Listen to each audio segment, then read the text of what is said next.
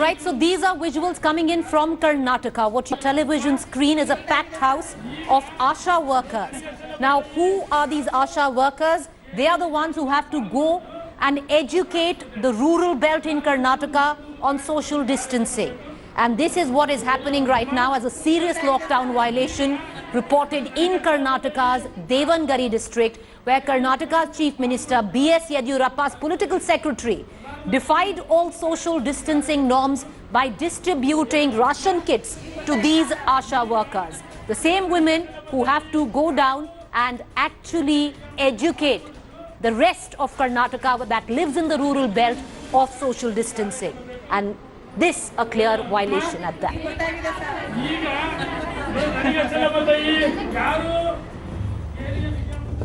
Good evening, you're watching To The Point. I'm Preeti Chaudhary. Later on in the show, our top focus is a date has been given as a projection right now.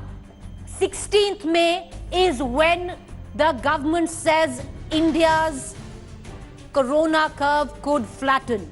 So a projection has been given of May 16th that India could actually flatten the curve of May 16. Does this also mean a possible hint of lockdown 3.0? That's coming in later on in the show.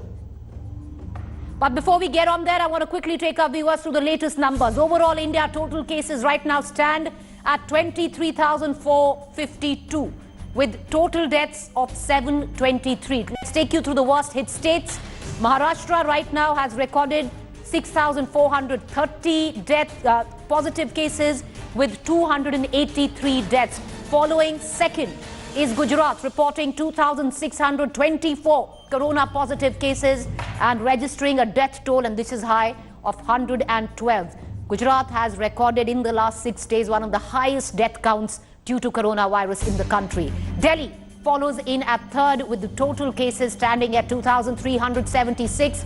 Delhi's death toll right now stands at 50. Viewers, these are numbers that were collated just about 20 minutes ago. But I want to now cut across and get you the larger picture where possibly each state stands. Let's call it the green zone. There are 22 states and union territories that are in the green zone. What is the green zone? Where states and union territories that have only between 0 to 500 cases. So union territories like Jammu Kashmir, Ladakh, states like Himachal Pradesh, Punjab, Chandigarh, union territory, Uttarakhand, Haryana, the state of Bihar, Jharkhand, Arunachal Pradesh, Assam, Meghalaya, Tripura, Mizoram, Andaman and Nicobar Islands, Manipur, Odisha, Chhattisgarh, Karnataka, Goa, Puducherry and Kerala. So a lion's share, and this is heartening to note, of our states and union territories are in the green zone. Less than 500 cases there of coronavirus positive cases. Let's take you now, what is the yellow zone? What we call the yellow zone, between 500 to 1,500 cases. 3 states, ladies and gentlemen, have recorded between 500 to 1,500 cases, and those are the states of Andhra Pradesh, neighboring Telangana and West Bengal. Let's move on to the orange zone. Orange zone is the zone that has recorded between 1,500 to 2,000 cases, and 4 states are now in the orange zone. Rajasthan, Madhya Pradesh, Tamil Nadu, Uttar Pradesh, all 4 of them in the orange zone, recording just about up to 2,000. 1 or 2 states there are taking the jump to the red zone. What is the red zone? Red zone are states, and there are 3 of them that have recorded over 2,000 cases. So those 3 states are the city state of Delhi that has recorded the 2,000 cases, Gujarat and Maharashtra. These are the top 3 states that have recorded the maximum number of cases. All right, let's move on right now. The government has projected that India could flatten the curve by May 16th. What does this mean? If the current lockdown situation persists, mathematical projections suggest India could flatten the curve if the lockdown stays. Now, trends suggest cases to wane by May 16th. The cases are now doubling in 10 days. The rate is slowing. The government claims we will flatten the curve come May 16th with these figures. Is the government also now with it, hinting at an extension of the lockdown?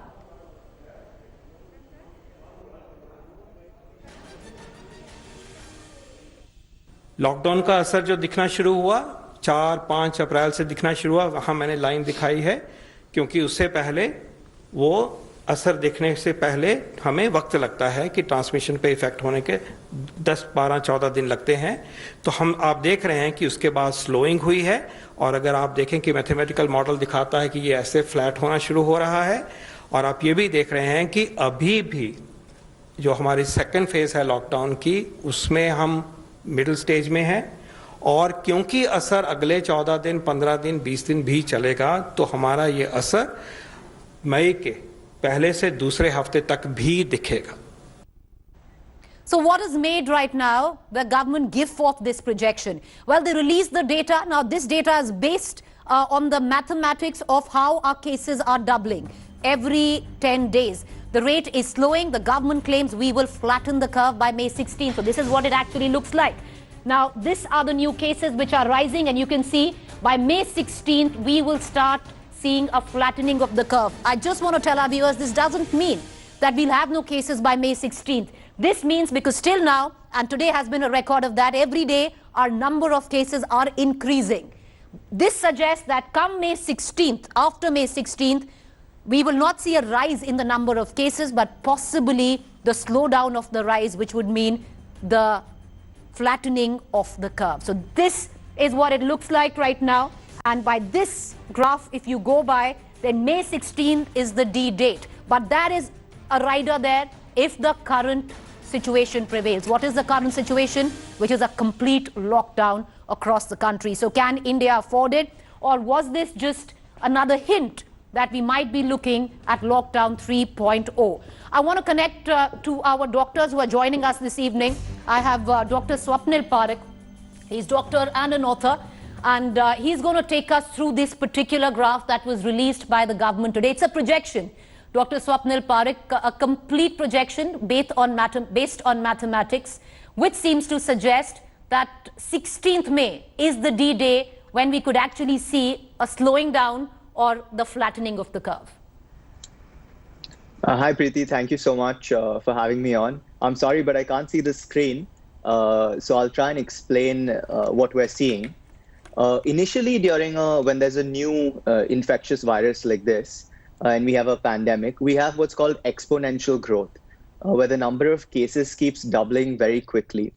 When we enact certain changes in our behavioral patterns, when we reduce the transmissibility of the virus, then we also start seeing an exponential decline. But that will last only while those measures are in effect. So think of it this way. It's like if you jump out of a plane and you're falling really fast, and then you open a parachute and you slow down, then your first reaction isn't going to be, let's cut the parachute, right? Because if you do, you'll keep falling. So that's what this is like. And we've seen this happen in pandemics before. A good example is the pandemic, the Spanish flu pandemic of 1918, where there were 3 waves. So it started with a wave in the spring. There was a second wave then in the fall. And then there was a third wave in the winter of 1918. So how these viruses work is they keep going until a certain percentage of the human population has immunity against them. Right now, very few people have immunity against this virus. So over let's say 12 to 18 months, if we tried to slow this down, and 60 to 70% of humans had immunity either because of infection or because of a vaccine, then we would have a real good shot of preventing this from spreading further. But if we just stop, we have social distancing, and then we slow it down, and then we do away with those measures, then it's just going to start spreading again. So that's really important that we may have slowed it down, but that flattening of the curve will only stay while we continue the measures that were successful in controlling this. Parekh, just stay with me. I also want to introduce Dr. S.K. Sareen. He is the senior professor and head of the Department of Hepatology, Director, Institute of Liver and Biliary Sciences, but he's also now heading the COVID-19 panel, which has been constituted by Delhi, and he's the man who's fighting this good fight for Delhi. Appreciate you joining us, Dr. Sareen. And Dr. Sareen, what do you make of the 16th of May? You know, this was a calculation by the government. You know, depending on the current situation, the current state, if we continue with this current trend, then May 16th is for the first time a figure being given or a date being given, post which India could look at flattening the curve. Do you agree? Well, I can say for Delhi, the first case was on March 3rd of March. And from that time, there has always been an ascent, although it's not as rapid, but there is an ascent. And there are several occasions that, we are worried. But some of that was because of a group of people that they think is spread. Now we are seeing still there is an ascent. I think by end of the month, there is a possibility that we may see some flattening. And over the next 2 to 3 weeks, there would be a slight decline. So we are still far away from what could be the end of the lockdown. But yes, at least 10 to 12 weeks is required. And 16th May should be a reasonable time for us to review whatever is the modality of lockdown or relaxed lockdown, but we have to have this social distancing and all these processes of not allowing you need only 2 things. It should not spread and people should not die. And for both these, it is required that initial spread is stopped, decreased, and those who are infected should not die. For them, maybe plasma therapy or something new can come up. Dr. Sareen, I want to ask you one quick question. I know you need to go, sir, but one quick question. What would you advise the Delhi government? Because now we are slowly inching towards 3rd May. It's a toss-up between economically opening out the country, because a country like India, like most economists say, cannot afford a lockdown such as this. But on the other hand, now you have a clear trend which suggests that at least we need till 16th May to flatten the curve. A date for the first time has been given. What would be your advice to the Delhi government, because you're heading the COVID-19 panel? Well, I must say that we have succeeded till now fairly well compared to any other possible country. And despite all discrepancies and different populations and types of communities we have, India has done very well. And therefore, if you want a long solution, if you want a group of people who actually can change the course of corona, it is those who are infected today. They should not infect others. If the people are careful, we would be able to, like there are problems like should a patient who is going to a hospital, if he is infected, the hospital doctors, the nurses get infected. So hospitals become hotspots. So how will doctors treat somebody? How will they be comfortable in attending to a patient? So we should have patients who also do not have virus, who are not likely to give doctors a life-threatening infection. So for that, and for community, like all those other warriors, those administrators, the law enforcement agencies who are in touch with such patients also risk their lives. So it would be prudent that we make people at least restrain for another 20-25 days, maybe till at least 16th of May. Beginning of May we should review.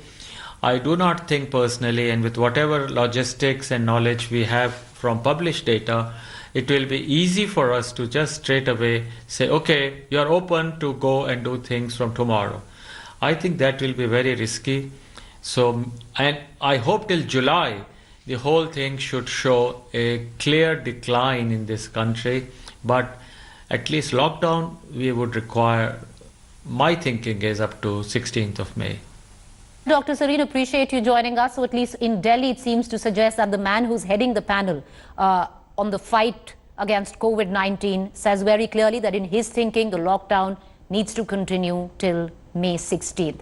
Dr. Swapnil Parekh, because right now there is so much conversation around the fact that India cannot afford economically this lockdown to continue. But with the trends that seem to suggest, we have really no choice. At least May 16th, which the government has projected, needs to be a date where we need to follow this lockdown.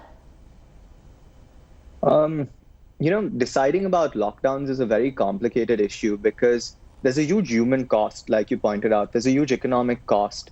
I can tell you, yes, we do need some kind of strategies in place to prevent the infection from spreading. but I don't have a very firm grasp of economics. I don't have a very firm grasp of all the other issues related to a lockdown. So I'm not sure I'm necessarily the best person to comment on the exact next steps we should take.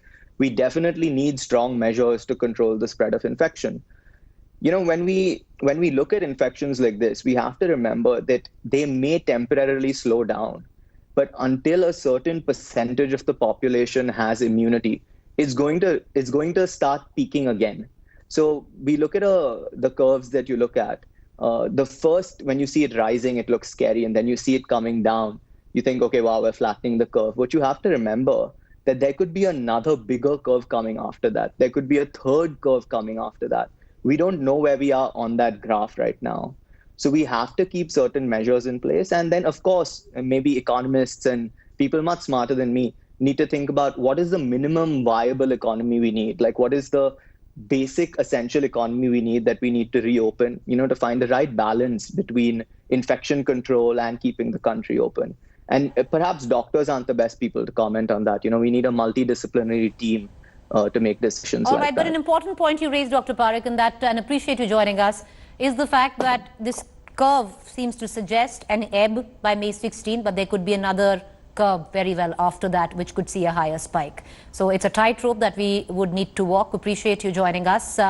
So one thing is clear.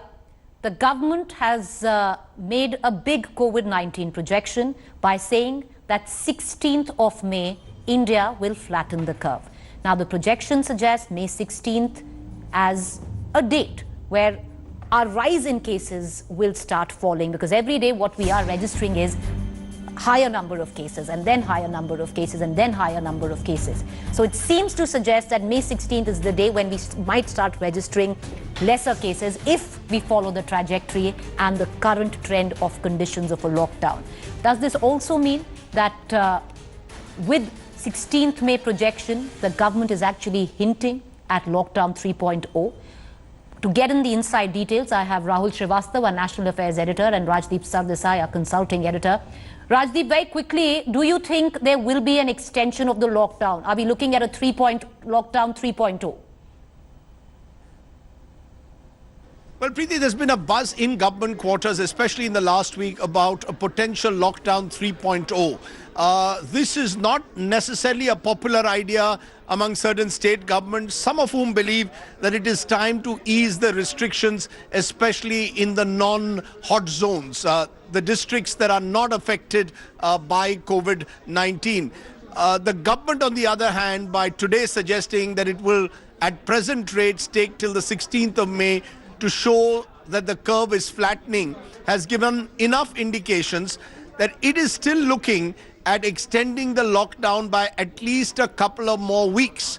I think that's why the meeting on the 27th, where the chief ministers will meet with the prime ministers, holds the key really as to what kind of extension will we see in the month of May. It's very clear that the hot zones in particular will see an extension, but will we see a national lockdown or a lockdown that is directed at containment in specific areas? That question will be decided, I believe, on Monday when the chief ministers meet with the prime minister over video conference. I want to cut across to Rahul Srivastava, National Affairs Editor. Rahul, what's the details that you're picking up from the government right now? Because a hint seems to have been given that 16th May is what you possibly are looking at to flatten the curve. But when you balance it with the human cost involved, how viable will all of this be? Previously, the government is under tremendous pressure given the cost of the lockdown. And that is why I don't think that it will be depending entirely on mathematics as far as mathematical calculations are concerned when it looks at a decision what next as far as post May 3rd is concerned. I think there will be a lot of science to it, and there will be a lot of real administrative mechanism assessment which might be done.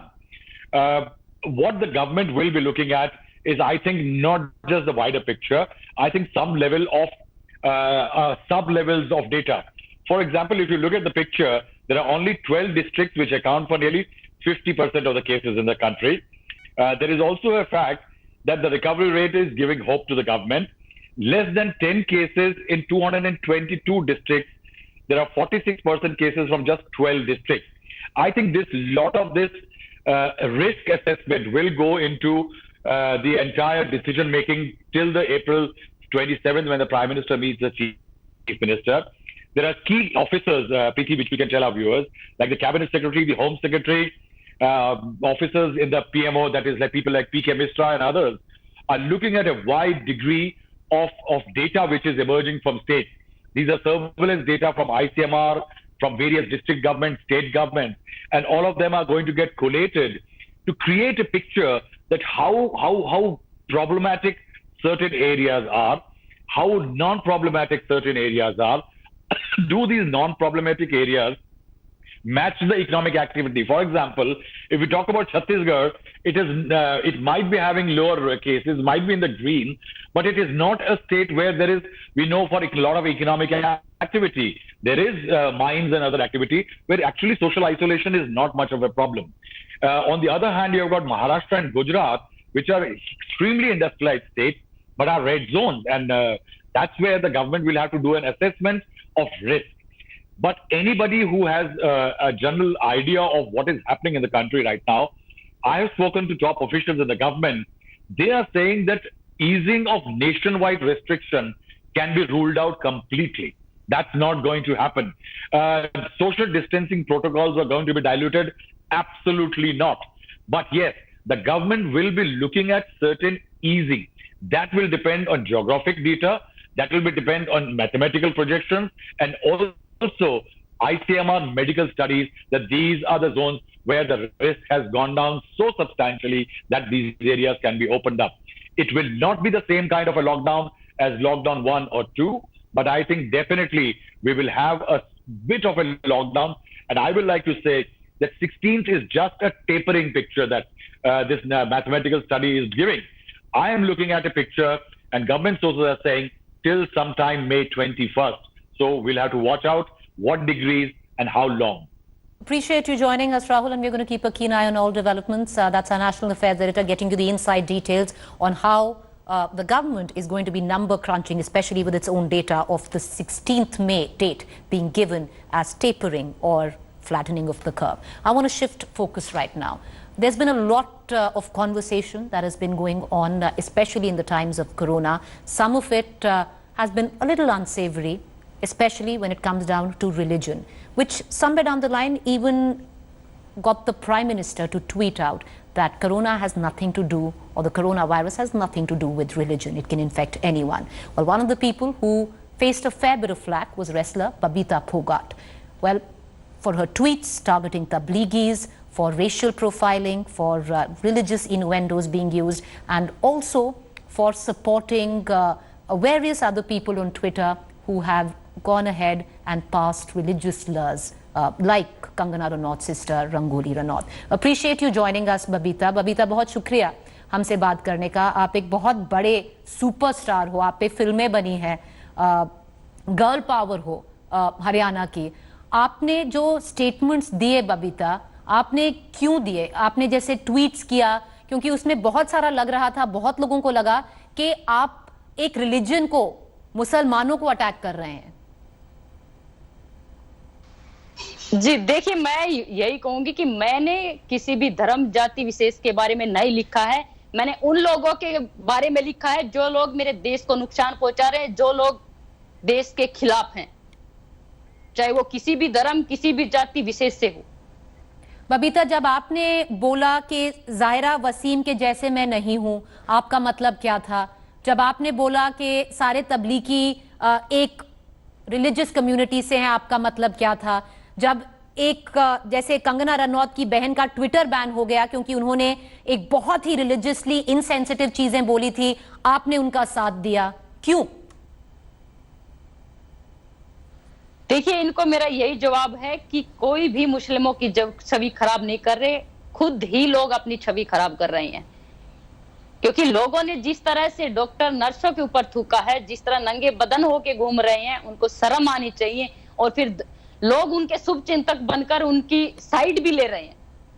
कम से कम इतना तो सोचिए, आप किनकी side ले रहे हो? जो गलत कर रहे हैं उनकी साइड ले रहे हैं. आप देश को नुकसान पहुंचाना चाहते हैं, आप देश को नुकसान पहुंचाएंगे और लोग, और फिर कहते हो आपकी हमारे धर्म संकट में पड़ा है, हमारे धर्म के ऊपर सवाल किसी ने उठाया है? किसी ने भी नहीं उठाया। लेकिन आप लोग खुद अपने धर्म की आड़ के लेकर उसको खुद नुकसान पहुंचा रहे हैं, देश को भी नुकसान पहुंचा रहे हैं। पर बबीता, इसमें जरूरत क्या है कुछ बोलने की? कि मतलब जो भी आपने बहुत लोगों का साथ दिया, जैसे मैं बोल रही हूँ रंगोली का साथ दिया, जब उसने बहुत ही इंसेंसिटिव चीज बोली ट्विटर ने उसे बैन कर दिया है। जरूरत क्या है? क्योंकि प्रधानमंत्री जी ने भी सामने आकर ट्वीट किया है, साफ बोला है कि कोरोना वायरस का कोई भी रिलीजन से कुछ भी नहीं है, किसी को भी हो सकता है।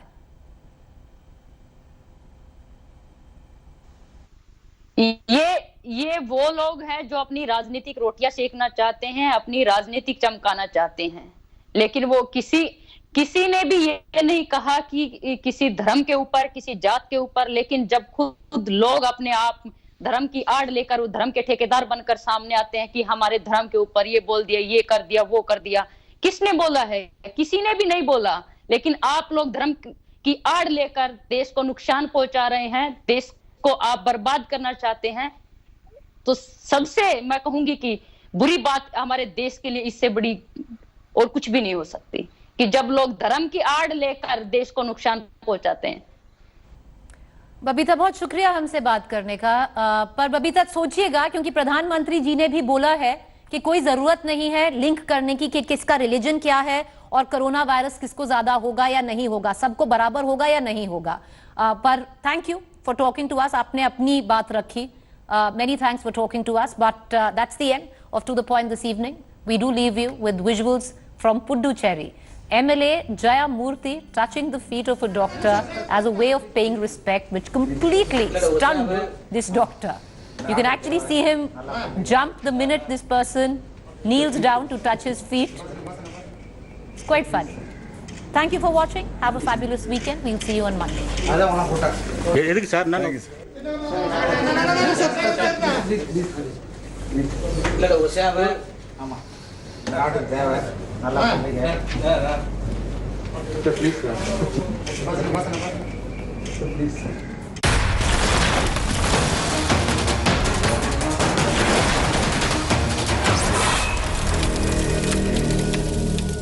Hi everyone, Preeti Chaudhary here. Hope you like this video. For latest news and analysis, like and subscribe to the India Today YouTube channel. And don't forget to press the bell icon to stay updated. Thank you for watching.